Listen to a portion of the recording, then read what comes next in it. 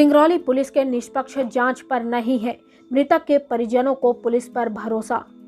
ठिठुरन भरी ठंड में मृतक के परिजन व ग्रामीण कलेक्ट्रेट परिसर के सामने सीबीआई सीआईडी जांच की मांग को लेकर 5 दिनों से बैठे आमरण अनशन पर और आज वही मृतक के दशव मुंडन का कार्यक्रम भी किया गया है। जिले के सराय थाने के तिनगुड़ी चौकी अंतर्गत एक युवक की धारदार हथियार से निर्मम हत्या कर दी गई थी। अब हत्याकांड के मामले में मृतक अमरीश प्रजापति के परिजन उच्च स्तरीय न्यायिक जांच कराए जाने को लेकर कलेक्ट्रेट कार्यालय के सामने पिछले 5 दिनों से धरने पर बैठे हुए हैं। पीड़ित परिजनों के साथ 50 की संख्या में ग्रामीण अनशनरत के रूप में सहयोग कर रहे हैं। गौरतलब हो कि तिनगुड़ी पुलिस चौकी के चंद कदम दूर किराना दुकान के व्यवसायी अमरीश प्रजापति की 24-25 दिसंबर की दरमियानी रात धारदार हथियार से हमला करते हुए हमलावरों ने मौत की नींद सुला दिया था। इस मामले में सराय व तिनगुड़ी चौकी पुलिस ने 2 सगे भाइयों को गिरफ्तार कर हत्या की गुत्थी सुलझाने का दावा कर रही है, लेकिन यह बात मृतक के परिजनों के गले से नहीं उतर रही। मृतक के माता पिता व पत्नी सहित अन्य परिजनों का आरोप है कि अमरीश की हत्या राजनीति के चलते हुई है। एक पूर्व मंत्री का हाथ है। परिजनों ने मांग की है कि हत्या के संबंध में जिला प्रशासन उच्च स्तरीय जांच सीआईडी सीबीआई एसटीएफ या न्यायिक जांच कराए। परिजनों का आरोप है कि अभी तक उक्त हत्याकांड की जो जांच विवेचना की गई है, हम उससे संतुष्ट नहीं हैं।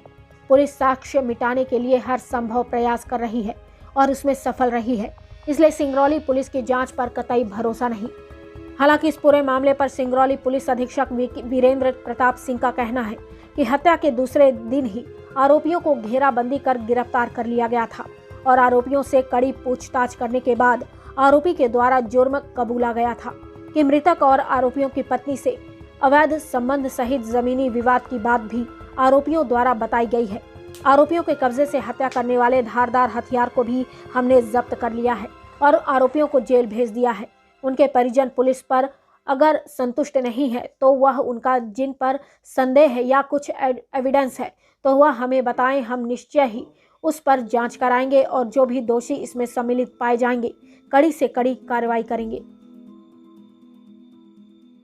दिन हो गया, हम लोग इसलिए बैठे हैं कि सारे मुलजिम अभी तक नहीं पकड़ गए और 2 मुलजिम पकड़े गए हैं। उसमें से एक को ही 302 का मुकदमा मतलब लगाया गया है उस पर केस, और एक को 394 का धारा लगा कर जेल में भेजे हैं, जिसमें वो जल्दी बाहर आ जाए। दिनांक 24/12/2021 को रात्रि में हम लोगों का मांग है कि मतलब सीबीआई सीआईडी उच्च स्तरीय जांच कराई जाए, बाहर से टीम मंगा के दिल्ली या भोपाल से, और जितने भी मुलजिम छूटे हुए हैं वो सारे के सारे पकड़े जाएं और उनके ऊपर 302 का मुकदमा बंसमणि वर्मा सहित मतलब उनके ऊपर 302 का मुकदमा कायम किया जाए, जेल भेजा जाए, उनको आजीवन कारावास या फांसी की सज़ा हो। उनका रोल ये है कि वो चुनावी माहौल को लेकर के, चुनावी रंजिश को लेकर के उनकी हत्या करवाई गई है और वो हमारे बच्चे के साथ हमारा बच्चा उनके घर कभी नहीं जाता था और वो जब से वहाँ दुकानदारी किया है तब से उनका मतलब और हमारे बच्चे के साथ में मतलब जलन था और उनके साथ नहीं पड़ता था। कई बार वो वाद विवाद मतलब करते रहते थे। इसलिए 1-2 बार हमारा लड़का भी मतलब उनके साथ वाद विवाद किया था जी, दस्तघात के वजह से कारण। इसलिए हम लोग यहाँ धरने पे बैठे हैं, तो वहाँ घर में कौन कराएगा, इसलिए यहीं हम लोग मतलब सब उसका दस्तघात मनाए। आज और कल कोई नहीं आया। रामवरण प्रजापति। 24 दिसंबर की दरमियानी रात में घटना हुई थी और चौकी तिनगुड़ी में ये सूचना मिली थी कि अमरीश प्रजापति जो किराने की दुकान चलाते हैं तिनगुड़ी में, उनकी अज्ञात व्यक्ति ने हत्या कर दी। इस पर तिनगुड़ी चौकी में मर्डर का प्रकरण पंजीबद्ध किया गया और इन्वेस्टिगेशन के दौरान 2 आरोपियों को पुलिस ने पकड़ा है और उनसे जो घटना में प्रयुक्त हथियार है, उनके कपड़े हैं और भी जो संगत साक्ष्य हैं वो कलेक्ट किए गए।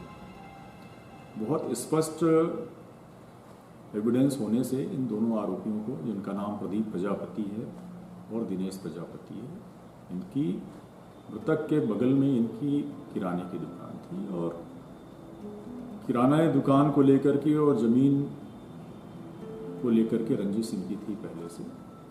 इसमें और भी कारण है इसके जैसा कि आरोपी ने बताया है, संबंधों, अवैध संबंधों को लेकर के भी उसने खुलासा किया है। इन दोनों आरोपियों को गिरफ्तार करके जेल भेजा गया है और इसमें अभी विवेचना चल रही है।